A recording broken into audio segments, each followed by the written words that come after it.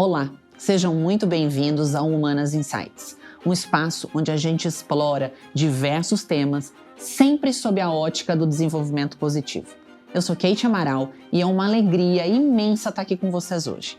Em cada episódio, a gente convida especialistas e pensadores para compartilhar suas histórias, seus insights, conhecimentos, sempre em busca de construir relações mais saudáveis. Se você está empenhado ou empenhada em aprimorar sua jornada como pai, mãe ou educador e quer criar relações mais positivas com seus filhos ou alunos, prepare-se para uma experiência enriquecedora que a gente tem hoje com a Aline Leite. Apaixonada por promover a alfabetização infantil por meio de abordagens pedagógicas lúdicas, a Aline Leite é conhecida por desenvolver um método educativo singular, focado no desenvolvimento das inteligências múltiplas. A Aline traz uma história de vida inspiradora no campo da educação desde a infância. Ela tinha um amor pelos livros e uma intensa curiosidade pelo processo de aprendizado. Aos 8 anos, ela teve uma ideia brilhante que realmente marcaria aí o início da sua jornada educacional. Ela transformou um cômodo da sua própria casa em uma biblioteca para a comunidade local. E aí, desde cedo, ela já tinha essa preocupação com a educação das crianças. Na adolescência, ela inovou quando criou uma espécie de sala de aula na sua própria garagem, onde ela utilizava abordagens pedagógicas lúdicas, baseadas em jogos de rua, para ensinar outras crianças a ler e escrever. Esse método singular provou ser altamente eficaz, capacitando as crianças a desenvolverem habilidades de leitura e escrita de forma prazerosa e eficiente. Durante a sua formação pedagógica, a Aline se dedicou a aprofundar os seus conhecimentos em métodos de ensino que respeitassem o desenvolvimento das crianças.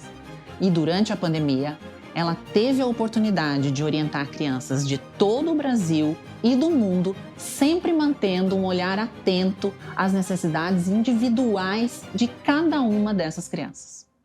Aline, muito obrigada por estar aqui. Você sabe o tanto que eu sonho em conseguir participar dessa sua expansão e que você consiga dar voz a tanto conhecimento, tanto amor que você tem pela educação, e para a gente poder mostrar um pouco mais para o pessoal que está aqui com a gente sobre quem é a Aline, por que a Aline está aqui na Humanas, qual é o trabalho da Aline, o que você quer que o mundo todo saiba, que a gente vai bater esse papo.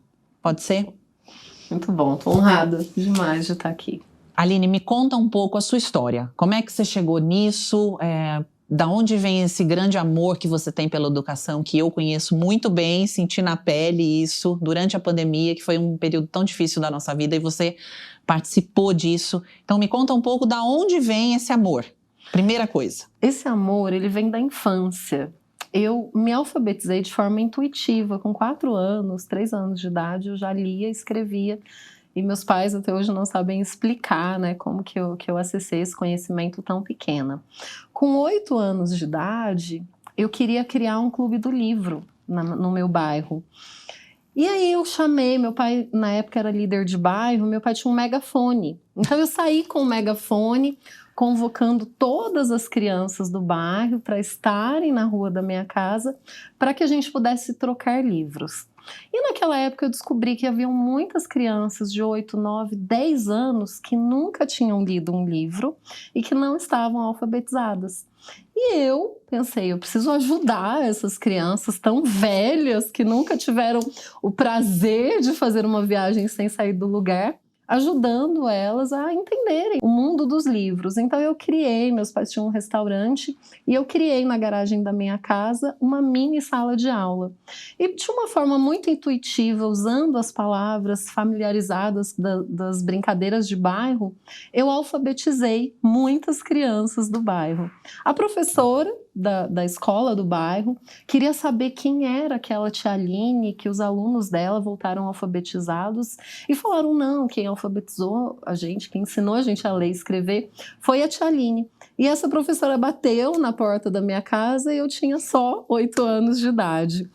Então naquele momento eu já identifiquei que havia um amor, uma paixão pela educação. E então eu não parei mais, né? Bem pequena, eu ajudava os professores, eu criava salas de reforço nas bibliotecas das escolas que eu estudava. Então o meu amor pela educação começou bem na infância, né? Não era só o brincar de escolinha. Eu já me interessava por desenvolvimento humano, já era uma observadora curiosa das conversas do meu pai. Então, começou assim. E Aline, por que você acha que existe esse grande mito de que as crianças não gostam de estudar? As crianças não gostam da escola, estudar é chato. Como é que a gente pode ajudar esses pais a terem essa noção de por que é que o meu filho não gosta de estudar? E daqui a pouco a gente vai explorar mais como é que a gente consegue contornar esse assunto. Primeiro que não existe criança que não gosta de estudar. Por quê? A criança ela é curiosa. Isso já é da lente da infância. Então a criança está aqui no planeta Terra e o olhar dela, desde um bebezinho, é um olhar explorador. Ela quer entender como as coisas funcionam. Então não existe a criança não gosta de estudar, a criança não gosta de aprender. Porque é nato da criança ser um explorador. O que acontece? Os adultos, eles procuram desincentivar essa curiosidade desde a infância. Aqui não pode, aqui você não vai, aqui é conversa de adulto, porque eles não têm a lente da infância. E aí é muito mais fácil a gente colocar a criança dentro dessa caixa, desse rótulo. Ai, meu filho não gosta de estudar. Será que é o seu filho que não gosta de estudar? Ou ele foi desincentivado a aprender? A gente pode falar um pouquinho das telas. As telas, elas prejudicam ainda mais esse processo da curiosidade, porque está tudo ali pronto, a criança não precisa explorar. E é mais fácil para nós adultos não precisarmos olhar para a nossa parentalidade, para a forma que a gente educa uma criança e dizer, não, esse aí não gosta. Ah, esse aí não tem jeito. Então não existe. Isso é um mito, de fato, que precisa ser desconstruído a partir do olhar pela infância.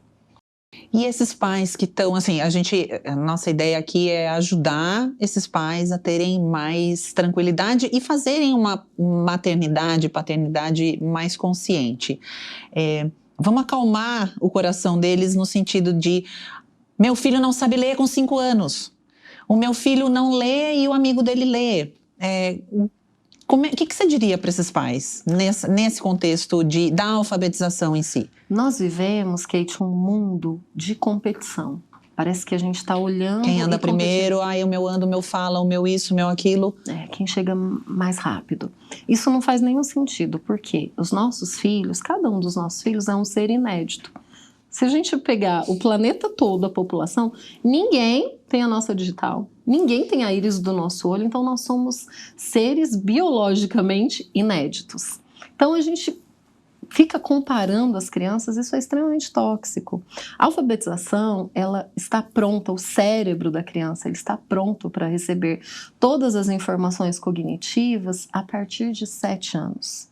Quando acontece a mielinização do neurônio, onde o axônio ele recebe como se fosse uma capinha mesmo de proteção, isso faz com que o cérebro envie informações muito mais rápido.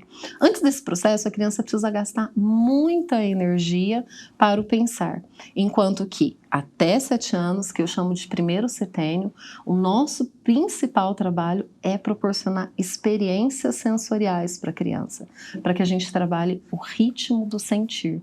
Criança de 5 anos não está lendo e escrevendo, ela não tem um cérebro maduro, biologicamente pronto. Mas tem crianças que conseguem. Por que as crianças conseguem ler antes disso? Porque elas querem agradar os adultos. Então ela olha, o adulto espera isso dela, ela vai se esforçar.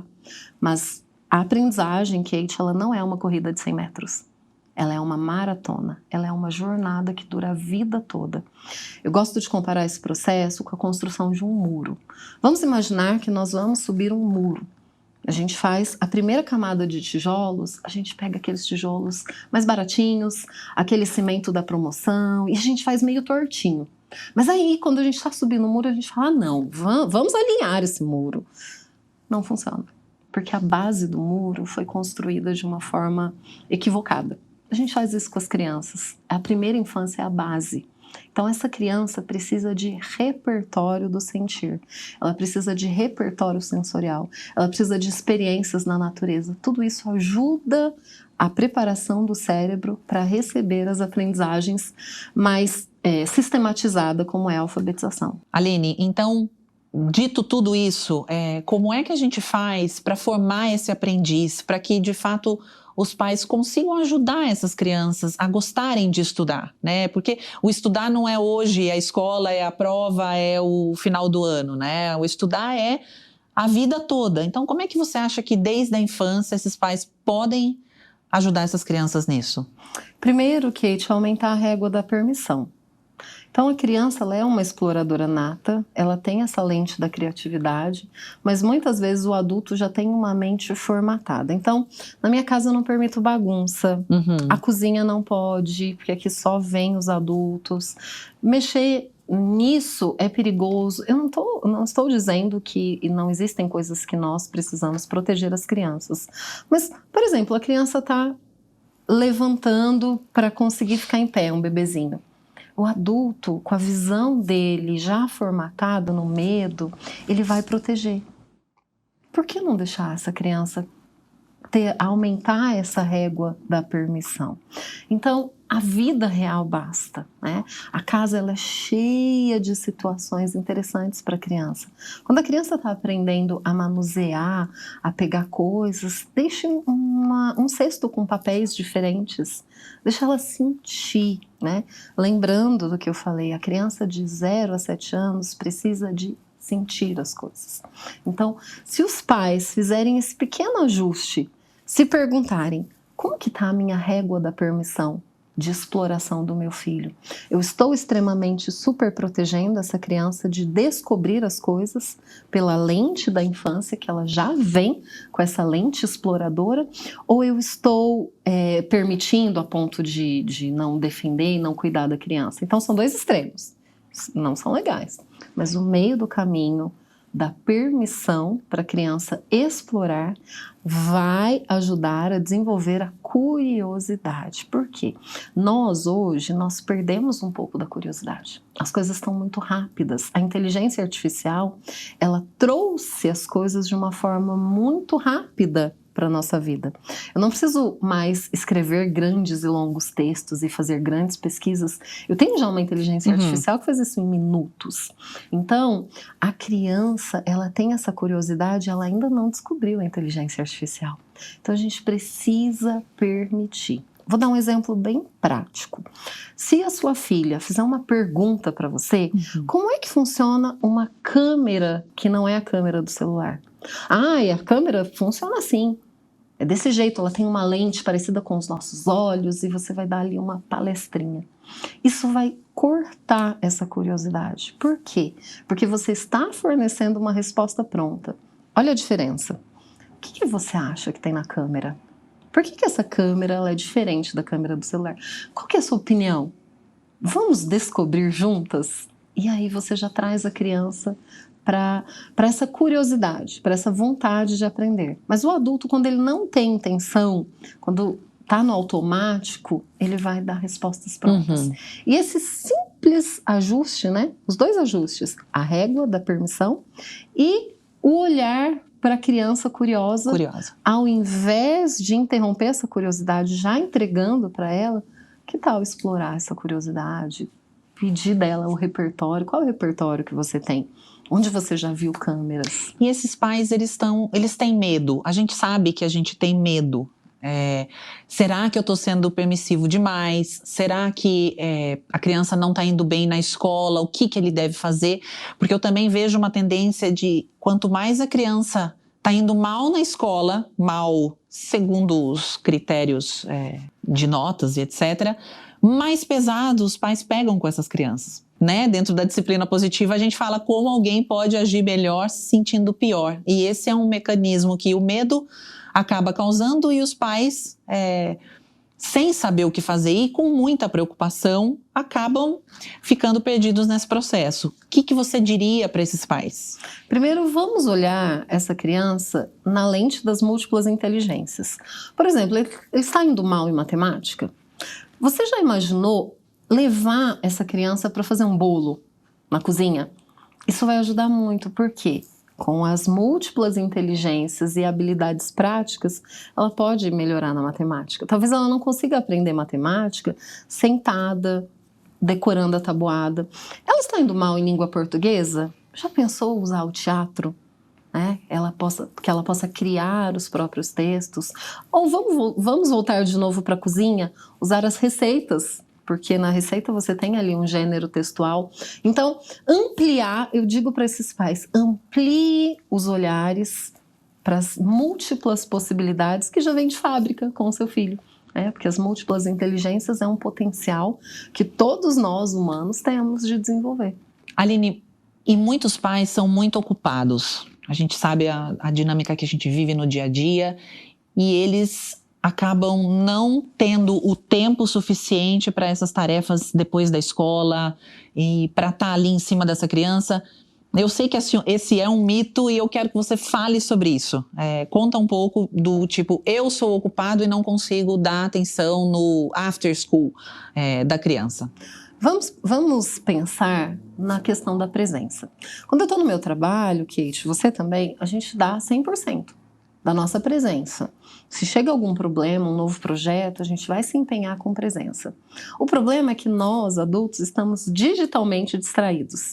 E é por isso que a gente tem esse senso, essa falsa ideia de que estamos extremamente ocupados. Mas já tentou colocar na sua rede social o tempo que você passa na rede social? Muitas vezes o seu filho está ali, mas você não está emocionalmente disponível. Eu não preciso de muito tempo emocionalmente disponível, mas eu preciso diariamente ter um tempo emocionalmente disponível em presença. Eu costumo dizer para os pais ocupados que a vida real basta. Você vai para a cozinha, ao invés de você preparar o lanche do seu filho, sozinho ali na pressa, que tal chamar a criança para esse momento? E ali vocês conversam, e ali vocês fazem uma conexão, e ali vocês aprendem matemática, aprende um pouco de linguagem também. Então, a vida real basta. Vai recolher as roupas do varal, chama a criança precisa do movimento de pinça, e só tirar as coisas do pregador, isso traz uma coordenação motora muito interessante. Pede para ela separar as meias da família, né? A gente brinca lá em casa de competição. Quem é que consegue juntar as meias? Toda casa tem um buraco de minhoca onde vão os pares de meias, né? Isso é real, eu acho. Acho que tem uma teoria aí que tem um buraco de minhoca que suga os pares de meias. Junto com as tampas de canetas. Sim! Então vamos chamar as crianças para esse momento. A vida real basta. Eu estou indo para a escola, ao invés de eu estou indo levar meu filho em algum lugar, ao invés de eu estar com a música ou estar respondendo mensagem, por que não ir conversando com a criança, observando o cenário lá fora? Por que não mudar de vias e perguntar, me conta 5 coisas diferentes desse caminho que não tem no outro? Você viu alguma casa diferente? Você viu algum prédio novo? Alguma árvore? Então, esses momentos para pais ocupados de vida real bastam para que a gente incentive a curiosidade e a aprendizagem e entenda a alfabetização como uma jornada. Aline, então como é que uma criança pode ser alfabetizada de uma maneira positiva e sem traumas? Vamos imaginar que você não goste muito ou você nunca experimentou comida japonesa. Então você vai até um restaurante e o garçom já dá ri um pouco da sua cara, mas como assim? Você não conhece comida japonesa? Aí vem um chefe e te trata de uma forma ríspida. Você não tem uma boa experiência nessa primeira degustação de uma comida tão diferente da nossa, né, brasileira. E aí, qual que é a sua chance de voltar a experimentar essa comida? É baixíssima. Baixa. Agora imagina que você tem essa experiência da primeira vez experimentando a comida japonesa num restaurante, que o chefe de cozinha é atencioso, que ele te explica tudo o que está acontecendo ali, te traz pratos para você experimentar. Uma experiência incrível. Você pode até não gostar ou não se familiarizar de cara com aquele sabor, mas a chance de você voltar será muito grande. Nós começamos o processo de alfabetização impondo para a criança as letras e os sons silábicos. E a criança não faz nenhum sentido para ela. Aquele gosto é muito diferente de tudo que ela está acostumada no repertório ali, né, sensorial da brincadeira. Então, mudar a forma da apresentação do prato é o primeiro passo. É trazer textos, é trazer os livros, é trazer as histórias. A alfabetização eu gosto de trazer, por exemplo, os fantoches, que eu até brinco que são pessoas fantochinas, né? Que eles trazem um repertório para a criança. E um repertório lúdico, com a visão da criança. A criança, ela vê tudo, Kate, através da lente da imaginação. E nós, adultos, podemos pegar esse óculos, essa lente da criança e colocar em nós quando estamos lidando com elas. Principalmente porque a alfabetização, ela calça o chão que nós vamos caminhar na aprendizagem. Se essa apresentação é feita de uma forma impositiva, de uma forma comparativa, eu estou comparando você com seus irmãos, eu estou comparando você com outra criança da sala, a possibilidade da criança degustar esse prato que ela vai precisar para a vida toda é muito grande de causar ali um resquício e acho que isso não é para mim, eu não gosto de ler. Então você acha que o que você está dizendo para a gente é que o aprendizado, né, esse aprendiz do futuro que vai para a faculdade, que vai para pós-graduação e etc., isso é moldado já na alfabetização. Sim. Se ela é bem ou mal feita aí, se ela é positiva ou não, é o que vai... É a base da casa.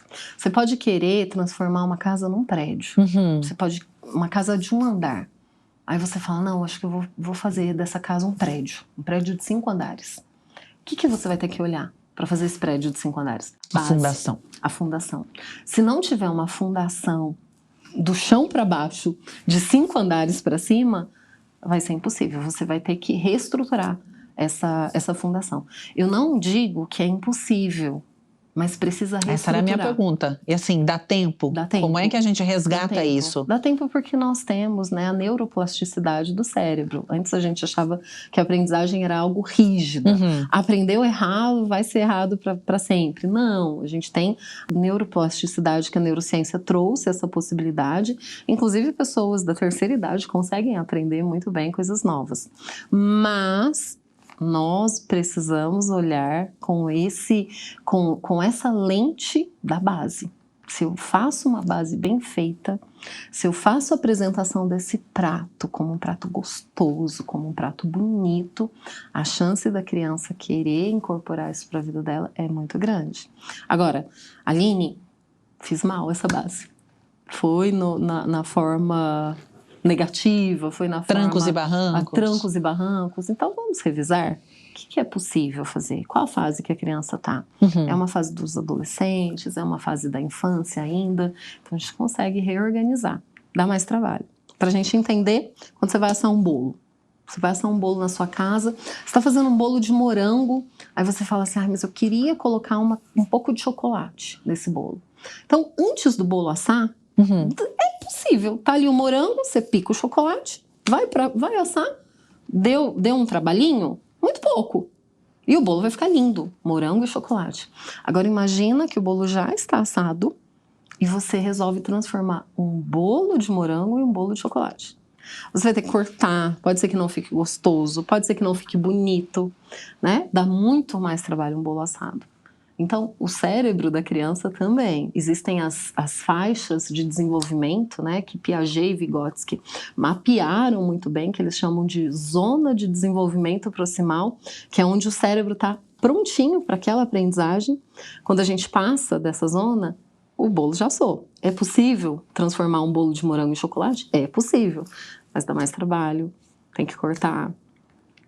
E como é que você transporta esse mesmo conceito, essa mesma base científica para dentro das salas de aula? Precisa que os pais precisam esperar da escola. Porque às vezes eu vejo a escola não fez isso, ou eu não fiz isso. Então existe aí uma dissonância entre escola e família, ou a escola traz um contexto mais duro e a família... Me fala um pouco como é que você faz esse deparo. Olha só, a gente confunde educação com escolarização. A escola é uma parte importante da educação, mas ela não é 100%. essa educação. A educação e a escolarização precisam caminhar juntas, e lembrando que a educação, grande parte dela, vem da família, vem dos pais. Então esse é o primeiro paradigma que eu quebro. A escola sozinha, ela não consegue tantas coisas como nós gostaríamos, como nós, né? A escola, ela tem uma forma de trabalhar, porque ela já é um sistema consolidado na nossa sociedade. Ela tem um formato, as notas, os boletins. Por mais que muitas vezes a gente olhe e fale, não faz tanto sentido no mundo digitalmente, com tantas inovações tecnológicas, a escola ainda ela está caminhando, temos novas abordagens, mas ainda a passos bem lentos. Mas você em casa consegue fazer muita coisa. Mesmo que o seu filho estude numa escola mais tradicional, mesmo que o modelo da escola do seu filho seja um modelo que você fala, eu gostaria de ver mais inovações, em casa é possível se trazer muitas coisas, tá? Então essa é a primeira... Ok. E Aline, para a gente finalizar a nossa entrevista, porque depois você vai ter o teu material inteiro sobre os seus conhecimentos, eu queria que você desse uma mensagem para quem tem hoje uma criança que está prestes a iniciar na escola o processo de alfabetização. O que você diria para esse pai e para essa mãe? Quais são os maiores desafios que eles vão passar? Qual seria a sua mensagem final? Estudar. Precisamos estudar a infância, precisamos estudar como é que o cérebro de uma criança aprende, que é completamente diferente de como é que o adulto aprende. Então, a primeira coisa que eu falaria para os pais, estudem. Porque da mesma forma que se você vai mudar o cargo da empresa, você vai para um outro cargo, você vai estudar sobre aquilo, você vai se empenhar. Um filho, ele é o seu maior projeto de vida. A gente fala assim, eu quero muito transformar o mundo com o meu trabalho. Mas você vai transformar o mundo através do olhar do seu filho. Se você fizer, você está ali com uma grande jornada, né, de educar um ser humano inédito na existência. Então, você tem um grande trabalho. Para todos os grandes trabalhos, como diz o Homem-Aranha, a gente precisa se preparar. Grandes responsabilidades, envolve preparação. Então, a mensagem que eu dou para os pais: estudem, aprendam, não deixem que apenas a escola faça isso, apenas a sua rede de apoio. O seu papel é fundamental na fundação dessa base aí de aprendizagem. Obrigada, Aline. Bom, pessoal, e para aqueles que querem conhecer mais a fundo o trabalho da Aline, a gente acabou de disponibilizar na nossa plataforma uma masterclass super interessante, onde ela ensina de forma simples e prática como você pode ajudar na alfabetização do seu filho, sem criar traumas e fazendo com que a criança goste de estudar. Gente, essa é uma oportunidade única de ouvir e aprender diretamente a promover a alfabetização infantil por meio de abordagens pedagógicas lúdicas e desenvolver as múltiplas inteligências nas nossas crianças. A Aline vai compartilhar toda a vasta experiência e conhecimento que ela tem e vai te apresentar soluções e ferramentas práticas para que você possa aplicar esse conhecimento no contexto da educação dos seus filhos. Ao assinar a nossa plataforma, você terá acesso completo a todas as aulas de todos os especialistas que integram o Hub da Humanas. Acesse agora o nosso site, faça sua assinatura e tenha acesso a um universo transformador da Humanas. Um grande abraço!